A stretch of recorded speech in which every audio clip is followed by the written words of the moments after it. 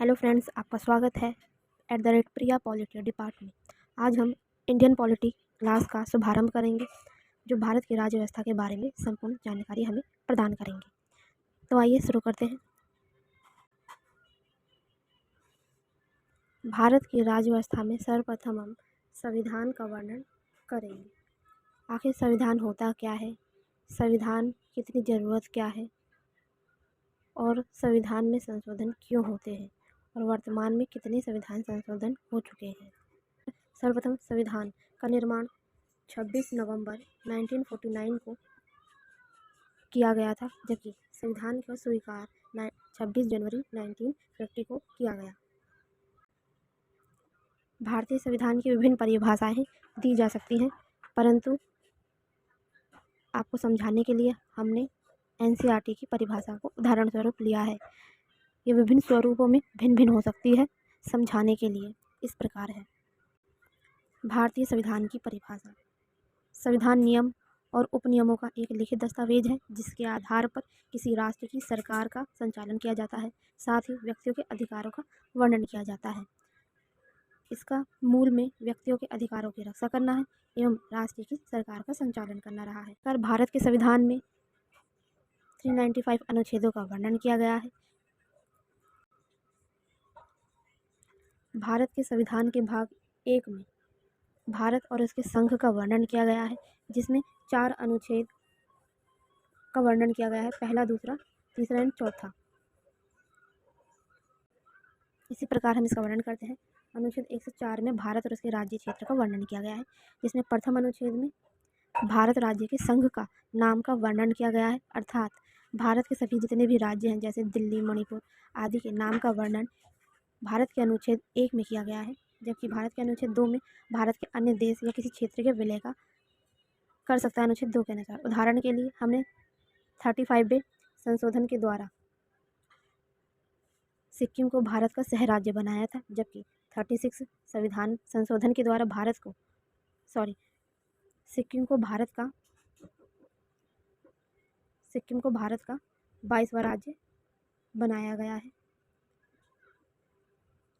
इस प्रकार 2 हमें भारत और उसके क्षेत्र के विलय का वर्णन करता है।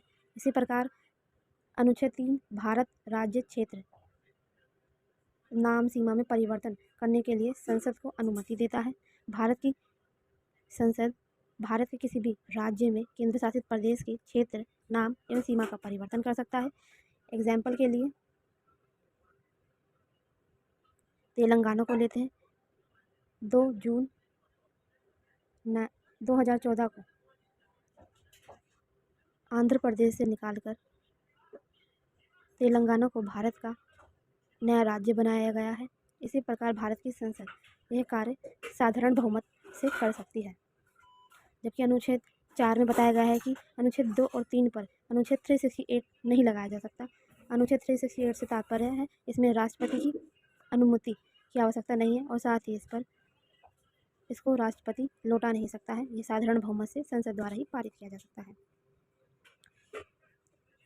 इसी प्रकार भारत के संविधान का पहला भाग जो 1 से 4 तक है अनुच्छेद, वह कंप्लीट होता है, परंतु इससे जुड़ी भारत संघ की किस प्रकार से हमने अन्य राज्यों का गठन किया, उसके लिए किस आयोग का गठन किया गया, इसका विश्लेषण।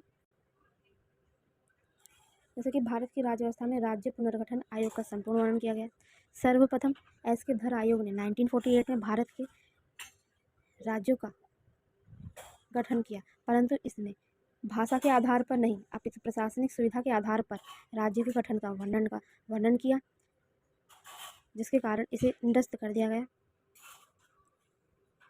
इसी प्रकार दूसरी समिति बनी JVP समिति। JVP समिति में जवाहरलाल नेहरू, पाताभी सीतारमैया, सरदार वल्लभ भाई पटेल शामिल थे। इन्होंने भी भाषा के आधार पर राज्य का गठन का विरोध किया, परंतु 1953 में आंध्र प्रदेश में पोट्टी श्री रामुलु ने भूख हड़ताल कर दी, जिसके कारण भारत सरकार को फजल अली आयोग का गठन 1953 में करना पड़ा, जिसने 1956 में अपनी रिपोर्ट दी और सर्वप्रथम भारत का भाषा के आधार पर बनने वाला राज्य आंध्र प्रदेश बना, जिसमें ABCD 1956 में फजल अली आयोग की रिपोर्ट पेश की गई, जिसमें ABCD राज्यों के स्थान पर 14 राज्य और 6 केंद्र शासित प्रदेशों का गठन किया गया। 7वें संविधान संशोधन के द्वारा।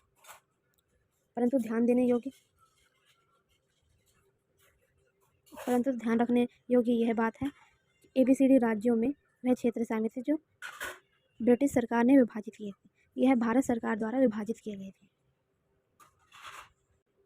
इसी प्रकार भारत की राज्य व्यवस्था के बारे में संपूर्ण जानकारी प्राप्त करने के लिए हमारे चैनल प्रिया पॉलिटी डिपार्ट को सब्सक्राइब करें। आपको क्लास अच्छी लगी हो तो लाइक करें। Thank you very much. जय हिंद।